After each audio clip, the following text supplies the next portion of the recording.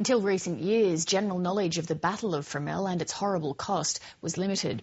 In the fog of war, the location of the mass graves in the fields of Flanders was lost to history. Many decades later, one man spent years trying to locate the missing men and finally succeeded. Stephanie Kennedy traces that story. Over the top. First wave. At 6 o'clock on the 19th of July 1916, soldiers from the 5th Australian Division went over the top in a futile charge against the German enemy. They were quite simply outgunned, outnumbered and outmanoeuvred. By the following morning, these foreign fields of Flanders were drenched in Australian blood.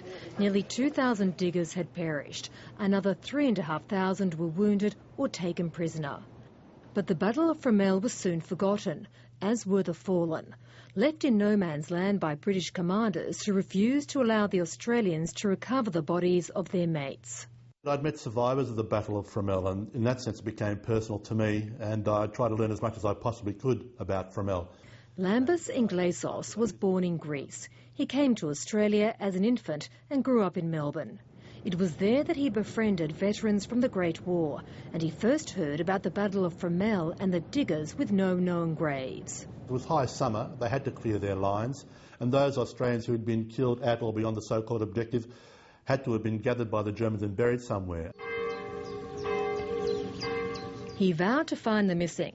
It took years of dogged detective work, but eventually the amateur historian believed it was in this field between the village of Fromelles and Pheasant Wood that 250 Australians were buried in mass graves by their German enemy.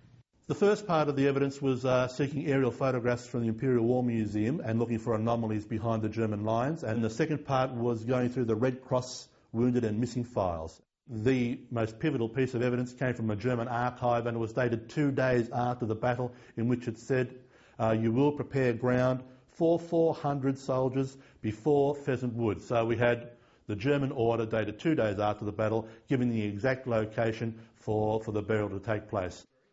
But his theory was quickly dismissed by government bureaucrats and war historians.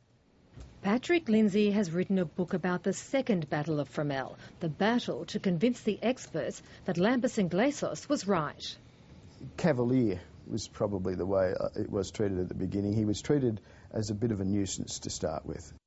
But Lambis Inglesos and his supporters eventually outflanked the authorities, and a non-invasive surface exploration of the site was undertaken. 2 distinctly Australian artefacts were found. One was an Australian Rising Sun badge, and the other belonged to Private Harry Willis. It was his good luck medallion. So you're a Willis? Yeah, and I was a Willis too. Private Harry Willis's descendants marshalled the troops, and finally authorities authorised an exploratory dig. In the field next to Pheasant Wood, Lambis Inglesos and Harry Willis's great-grandnephew, Tim Whitford, witnessed the discovery of the army that had been lost to history. I was relieved to see that they were digging, and then when the site was confirmed that it was still a burial site, there was certainly some relief. 12 months later, an archaeological excavation revealed the secret resting place of the missing from Fromelles. Each of the 250 soldiers were uncovered and painstakingly removed. But these graves surrendered more than just bones. There were crucial clues in identifying the soldiers, including DNA. So far, over 90 have been identified, and those once unknown soldiers have finally reclaimed their names, including Private Leslie Dunn.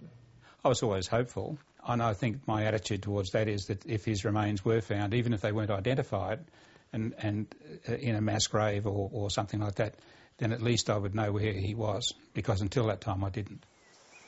While the diggers can now rest in peace, their families have peace of mind, thanks to Lambis Inglesos and his quest to find the lost army of Fromelles. Stephanie Kennedy, Lateline.